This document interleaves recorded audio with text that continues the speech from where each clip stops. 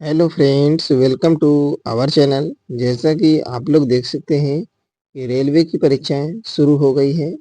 तो रेलवे द्वारा previous year में साइंस के पूछे गए क्वेश्चंस आपको कवर कराए जा रहे हैं। ठीक है, साइंस के क्वेश्चंस पूरी तरीके से कवर कराए जा रहे हैं, तो वीडियो में अंत तक बने रहें, काफ़ी हेल्पफुल रहने वाला है वीडियो। ठीक है, चलिए देखेंगे पहला पॉइंट क्या हो जाएगा। पहला पॉइंट है आपका, गर्भाशय में भ्रूण को पोषण प्रदान करने वाला ऊतक है। तो गर्भाशय में भ्रूण को पोषण प्लेसेंटा प्रदान करता है। अगला पॉइंट क्या हो जाएगा। अगला पॉइंट है आपका, किसमें मुकुलन द्वारा प्रजनन हो सकता है। किसमें मुकुलन द्वारा प्रजनन हो सकता है। यह हाइड्रा होता है जिसमें मुकुलन द्वारा प्रजनन हो सकता है। नेक्स्ट पॉइंट क्या हो जाएगा आपका। नेक्स्ट पॉइंट है, व्हिटकर के वर्गीकरण के अनुसार किस समूह में शामिल जीवों में पूर्णतः विकसित नाभिक नहीं पाया जाता है। तो यह है मोनेरा में। ठीक है, मोनेरा में पूर्णतः विकसित नाभिक नहीं पाया जाता है। अगला पॉइंट हो जाएगा, आवर्त सारणी के छठे आवर्त में कितने तत्व मौजूद हैं। तो आवर्त सारणी है जिसके छठे आवर्त में कुल 32 तत्व मौजूद हैं। ठीक है, अगला पॉइंट हो जाएगा आपका। अगला पॉइंट है, मेंडलीफ की आवर्त सारणी में ऊर्ध्वाधर कॉलम क्या कहलाते हैं। तो यह कॉलम समूह कहलाते हैं। नेक्स्ट पॉइंट हो जाएगा, एक संपीड़ित एक स्प्रिंग में कौन सी ऊर्जा होती है। एक संपीड़ित स्प्रिंग में स्थितिज ऊर्जा होती है। ठीक है, अगला पॉइंट हो जाएगा, एक वस्तु को उत्तल दर्पण के सामने अनंत और दर्पण के ध्रुव के बीच रखने पर प्रतिबिंब की स्थिति होगी। एक वस्तु को उत्तल दर्पण के सामने अनंत और दर्पण के ध्रुव के बीच रखने पर प्रतिबिंब की स्थिति क्या होगी। यानी कि अनंत नहीं है, अनंत होता है। ठीक है, अनंत और दर्पण के ध्रुव के बीच जब भी वस्तु को रखते हैं उत्तल दर्पण में, तो प्रतिबिंब जो बनता है हमेशा आभासी और छोटा ही बनता है। ठीक है, आप लोग देख सकते हैं। ठीक है, नेक्स्ट पॉइंट हो जाएगा, किसके अनुसार किसके अनुसार तत्वों के गुणधर्म उनके परमाणु भारों के परमाणु भारों के आवर्ती फलन होते हैं। तो मेंडलीव के आवर्त नियम के अनुसार तत्वों के गुणधर्म जो होते हैं उनके परमाणु भारों के आवर्ती फलन होते हैं। अगला पॉइंट हो जाएगा आपका, अमीबा में प्रजनन कैसे होता है। अमीबा में द्विखंडन द्वारा प्रजनन होता है। नेक्स्ट पॉइंट हो जाएगा, ठोस के पिघलने के दौरान इसका तापमान ठोस के पिघलने के दौरान इसका तापमान परिवर्तित नहीं होता है। अगला पॉइंट हो जाएगा, अधिकांश सरीसृपों में एक तीन कक्षीय हृदय होता है। अधिकांश जो सरीसृप होते हैं उनमें तीन कक्षीय हृदय पाया जाता है। एक व्यक्तिगत तंत्रिका कोशिका 100 सेंटीमीटर तक लंबी हो सकती है। नेक्स्ट पॉइंट हो जाएगा, नेक्स्ट पॉइंट है आपका, लिटमस विलियन से लाइकेन निष्कासित किया जाता है। लिटमस विलियन से लाइकेन को निष्कासित किया जाता है। अगला पॉइंट हो जाएगा, गति का द्वितीय नियम दर्शाता है कि गति का द्वितीय नियम क्या दर्शाता है। ये दर्शाता है कि वस्तु की गति परिवर्तन की दर लागू शुद्ध बल के साथ बदल जाएगी।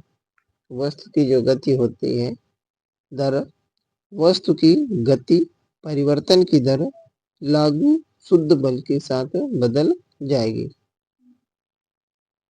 यह गति का द्वितीय नियम कहता है। नेक्स्ट पॉइंट हो जाएगा एवोगाद्रो संख्या किसके द्वारा निरूपित की जाती है। तो एवोगाद्रो जो संख्या है वह किसके द्वारा निरूपित की जाती है। तो ऑप्शन इसमें नो दिया है, ठीक है।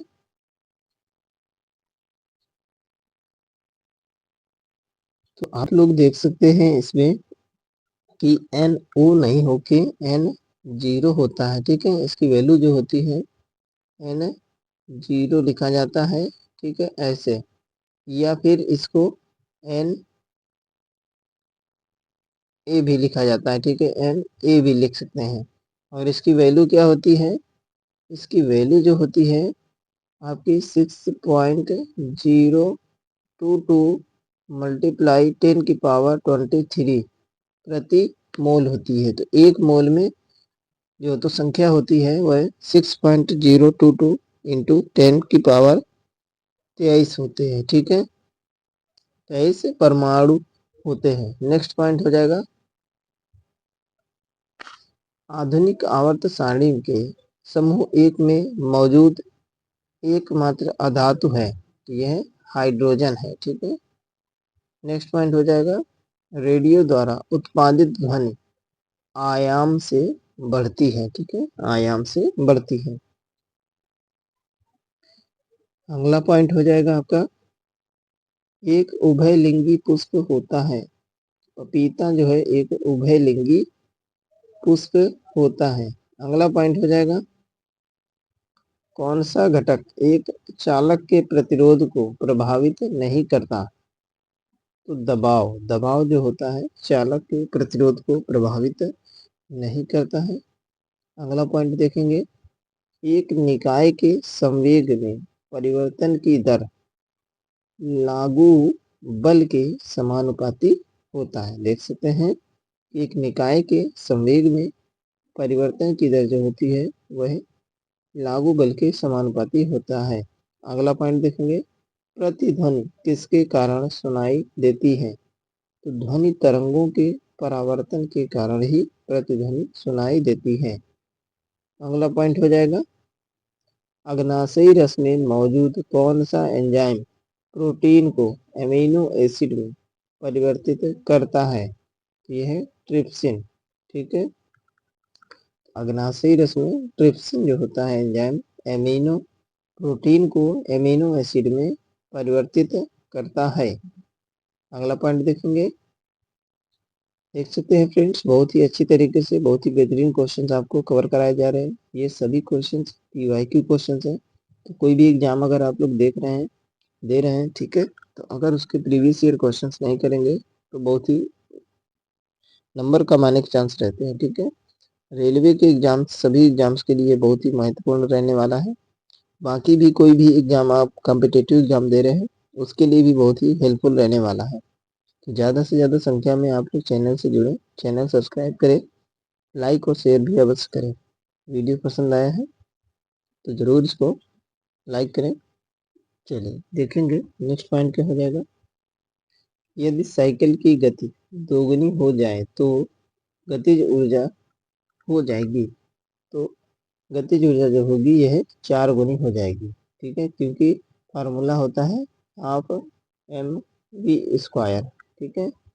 अगला पॉइंट हो जाएगा ऑक्सीजन के अणु में होता है तो एक दोहरा सह संयोजक बंध होता है ऑक्सीजन के अणु में।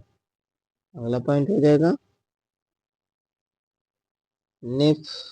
फेनोफ्थलीन को सिरके में जलने पर घोल क्या हो जाता है तो यह रंगहीन हो जाता है।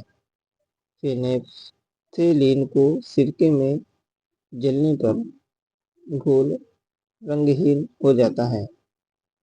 तो क्या होता है जलने पर नहीं है, फेनोफ्थलीन को सिरके में डालने पर तो घोल क्या होता है रंगहीन हो जाता है।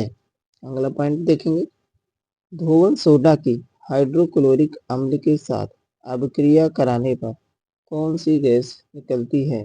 तो CO2 यानी कि कार्बन डाइऑक्साइड गैस निकलती है। अगला पॉइंट हो जाएगा, कौन सी धातु कच्ची ताप पर तरल होती है? यह है पारा। नेक्स्ट पॉइंट हो जाएगा, सोडियम धातु में संग्रहित होती है। यह केरोसिन ऑयल में संग्रहित की जाती है। ठीक है, सोडियम धातु को हमेशा केरोसिन ऑयल में ही संग्रहित किया जाता है। कौन सा नियम धात्विक तार में से किसी धात्विक तार में से प्रवाहित होने वाली धारा और सिरों में विभवांतर के बीच संबंध बताता है? यह ओम का नियम है। ठीक है, अगला पॉइंट हो जाएगा, जब प्रकाश किसी चमकीली सतह पर आपतित होता है तो क्या होता है? तो नियमित परावर्तन की घटना घटित होती है। नेक्स्ट पॉइंट हो जाएगा, टेस्ट में से कौन सा हार्मोन मुक्त किया जाता है? तो टेस्ट जो होते हैं उनसे टेस्टोस्टेरोन हार्मोन स्रावित होता है। ठीक है, अगला पॉइंट हो जाएगा आपका, अगला पॉइंट क्या है? समय के साथ विस्थापन में परिवर्तन की दर क्या कहलाता है? समय के साथ विस्थापन में परिवर्तन होता है आपका वेग। ठीक है, और वेग का भी जो मात्रक होता है मीटर प्रति सेकंड होता है, लेकिन इसमें क्या होती है, एक दिशा होती है, परिमाण एवं दिशा दोनों होती है। तो वेग एक सदिश राशि है। ठीक है, अगला पॉइंट हो जाएगा, वाशिंग सोडा के एक अणु में जल के कितने अणु उपस्थित होते हैं? तो वाशिंग सोडा के एक अणु में जल के 10 अणु उपस्थित होते हैं। अगला है, गति का द्वितीय समीकरण किसके बीच संबंध प्रदान करता है? तो स्थिति और समय के बीच संबंध प्रदान करता है। ठीक है, स्थिति और समय के बीच संबंध प्रदान करता है। क्या होता है? तो एस बराबर क्या होता है? UT plus half A T square होता है। ठीक है, UT plus half A T square होता है, गति का द्वितीय समीकरण। अगला पॉइंट देखेंगे, अगला देखेंगे पॉइंट क्या हो जाएगा, देख सकते हैं आरआरबी ग्रुप डी की परीक्षा में पूछा गया है ये क्वेश्चंस। नेक्स्ट हो जाएगा, जब कॉपर ऑक्साइड को हाइड्रोजन के साथ गर्म किया जाता है तो तांबा धातु और जल का निर्माण होता है। इस क्रिया में हाइड्रोजन के साथ क्या होता है? तो इस क्रिया में हाइड्रोजन के साथ होता है ऑक्सीकरण। ठीक है, अगला पॉइंट हो जाएगा, ऊर्ध्वपातन क्या है? क्या बताना है? ऊर्ध्वपातन क्या है? यह किसी ठोस के वाष्प में रूपांतरित होने की प्रक्रिया है। ऊर्ध्वपातन क्या होता है?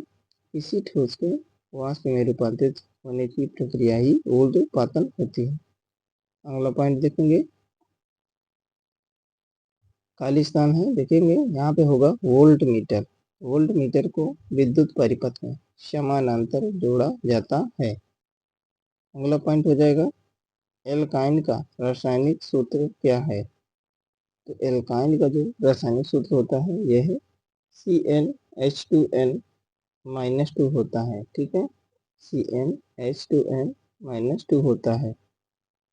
एल्केन का क्या होता है? तो एल्केन का आपका होता है CnH2n+2 होता है। ठीक है, और एल्कीन का क्या होता है? तो एल्कीन का आपका ये होता है। ठीक है, तो एल्कीन का आपका ये होता है, और एल्काइन एल्केन का क्या होता है? एल्केन में +2 हो जाता है, और एल्काइन का आप लोग ये देख ही रहे हैं। तो इसी तरीके से तीनों का सूत्र आपको पता चल गया। देख सकते हैं नेक्स्ट क्वेश्चन क्या होगा, गैल्वेनीकरण की प्रक्रिया में लोहे के ऊपर कौन सी धातु की परत चढ़ाई जाती है? यह होती है जिंक की परत। नेक्स्ट हो जाएगा, कौन सा एक राइजोम का उदाहरण है? अदरक। अदरक जो है एक राइजोम का उदाहरण है। अगला पॉइंट हो जाएगा, किसी तंत्रिका कोशिका के अच्छांशी सिरे और दूसरी तंत्रिका कोशिका के द्रुमांस द्रुमांस के बीच की संधि को क्या कहते हैं? तो देख सकते हैं क्या होगा आंसर इसका। सीनेप्स कहते हैं, साइनेप्स है ना। किसी तंत्रिका कोशिका के अक्षांशी सिरे और दूसरी तंत्रिका कोशिका के द्रुमांस में लिखा है तो इसको बोल सकते हैं दूसरी तंत्रिका कोशिका के सिरे बोल सकते हैं। बीच की संधि को क्या कहते हैं? तो साइनेप्स बोलते हैं। नेक्स्ट पॉइंट हो जाएगा, धातु के तार का प्रतिरोध होता है इसकी लंबाई के समानुपाती और अनुप्रस्थ काट के क्षेत्रफल के व्युत्क्रमानुपाती होता है। धातु के तार का प्रतिरोध यानी कि R बराबर क्या होता है? L अपान में A। ठीक है। नेक्स्ट पॉइंट हो जाएगा, निम्न में कौन सी यांत्रिक तरंगे हैं? तो ध्वनि तरंगे जो होती हैं वो यांत्रिक तरंगे होती हैं। अगला देखेंगे, निम्न में से कौन गैर ध्रुवीय सह संयोजक बंध दर्शाता है? तो गैर ध्रुवीय सह संयोजक बंध जो है क्लोरीन अणु ही दर्शाते हैं। ठीक है। अगला पॉइंट हो जाएगा, बल की इकाई है तो बल की इकाई क्या होती है? तो यह न्यूटन होती है। अगला पॉइंट है, इस समूह के पौधों को आमतौर पर शैवाल कहा जाता है? थैलोफाइटा। थैलोफाइटा समूह के पौधों को आमतौर पर शैवाल कहा जाता है। अगला पॉइंट हो जाएगा, जब वस्तु की गति दोगुनी हो जाती है तो गतिज ऊर्जा क्या होती है? यह 4 गुनी हो जाती है।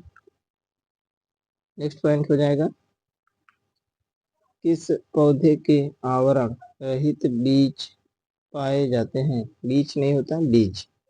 तो देवदार, देवदार के पौधे के बीज रहित पाए जाते हैं, आवरण रहित बीज पाए जाते हैं। नेक्स्ट पॉइंट हो जाएगा, किसके परिणाम स्वरूप युग्मनज का निर्माण होता है? उर्वरीकरण, उर्वरीकरण के परिणाम स्वरूप युग्मनज का निर्माण होता है।